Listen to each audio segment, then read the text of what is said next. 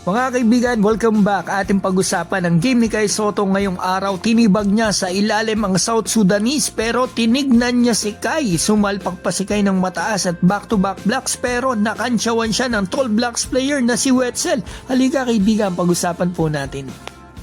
So ito na mga kaibigan ang game ni Kai Sotto ngayong araw. Kalaban po niya Akita. Ito yung game 1, bukas yung second game nila dito. Ito starting 5 natin. Medyo liamado talaga ang team ni Kai Sotto sa team na ito.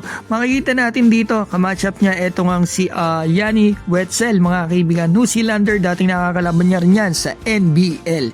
So ito mga rebounds kay Kai, makikita natin din dito lahat mga kaibigan. At ito napakagandang pasa ni Domboya. Tama-tama, ang ganda ng masahe mo kanina. Ang ganda ng pasa mo ngayon.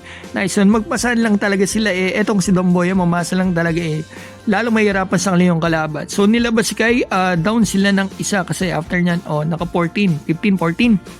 So after nyan nung nasa labas si Kai natambakan sila mga kaibigan. So sinasama ko para alam nyo yung story ng game kung hindi kayo nakapanood ng live. So ito second quarter, makikita natin dalawa na yung import na nasa loob na si Angelo Chol. Napakagandang pasa naman doon kay Kai. So give and take. Yan makikita natin na replay So eto tingnan natin mangyayari dito. Tinutulak si Kai pero walang foul. So tingnan natin mangyayari dito yung Terence Romeo. Mga kaibigan ng Akita, makikita natin yung Terence Romeo ang buhok. Ilang kapit na tres. So eto napaka gandang fake naman dito kay Kai. Nagkakaroon talaga. Gusto ko talaga nagkakaroon na si Kai ng gulong at marunong na talagang gumamit ng katawan. Lumakas yung katawan. Nag-improve pa yung paggamit niya ng katawan. So ito makikita natin, rebound na naman kay Kai. So ito napakaganda ng mga pasahan nila dito. Dapat talaga ganyan para manalo sila mga kaibigan. So ito makikita natin, ang dami nating replay para sulit. So ito another one, under the rim, under the basket replay natin. So yan, makikita natin dito mga kaibigan, talagang Kai Sotto, too strong na talaga, 6'9 yan. American South Sudanese, kita nyo naman mga kaibigan, tibag. Ba talaga lakas ngayon ni Kai Sotto? Dapat talaga bigyan to lagi sa poste. Dalawa pa yan. May help defense ng local. So ito makikita natin halftime. 53-48 dahil na rin sa 3-point ng kalaban kaya lamang. Pero Kai Sotto 11 points, 5 rebound and 1 assist. So ito mga kaibigan, third na tayo, nakadakdak dito si Wetzel pero ang bantay nun si Domboya, humabol lang si Kai pero ang bantay niya talaga etong si long hair na si Chol. Nakablock si Kai dyan mga kaibigan, alam ko ay back to back block kay Kai. Nablock niya rito etong si Wetzel yan, makikita natin dito. Kaya siguro siya nag-celebrate mamaya sa fourth quarter mga kaibigan.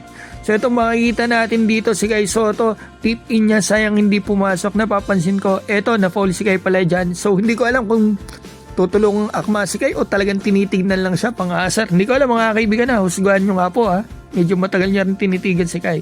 So ito makikita natin dito rebound kay Kai. Ito nakapuntos si yung bantay ni Kai nung nilabas si Kai. So ito another rebound kay Kai. Makita natin dito, ito nakascore na siya kay Kai, naka 2 points siya doon.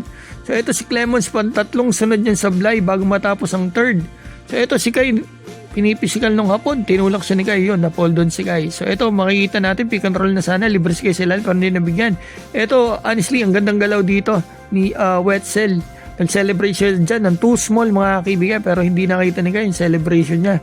So baka natuwa siya kasi na-block siya ni Kai mga kaibigan before yung pangyayari na yun. So ito, na-foul si Kai mga kaibigan. Napapansin ko, kapag marami si Kai mga kaibigan nagawa sa first half, konti lang yung field goal attempts niya pagdating ng second half. 2 field goal attempts lang si Kai dito mga kaibigan. Nilabas na po siya 5 minutes and 23. Yan, nilabas na si Kai, hindi na pinasok. Yan, natalo sila sa game na ito mga kaibigan. Siguro pinahingan na rin, natambangan sila. May game sila bukas. I'm sure babawi sila. Pero sana naman mas marami si Kai touches, especially sa second half. Ang ganda na simula ni Kai mga kaibigan. 2 field goal attempts lang nadagdag sa kanya dito sa second half. Pero ang ganda na pinakita niya, yun nga lang talaga better team yung performance ng team ng kalaban sa game na ito. Shoutout ko po pala si Agerico Salvador, Judens Ferrer Golesino, Sagittarius, Edith Doromal, Rolly Perote, Artur Pablico, Eric Galeos, William Bellarmino, Batang Angono, Troy Chris Caretas, Coach Haji, Ronil Medalla, Ronilon Agrama, Juanito Mangahas, Juan Masa, Larry Gaufo, Chris Buenoobra, Disenia, Miro ng Hong Kong, Sporty at THT. Mga kaibigan, maraming salamat po.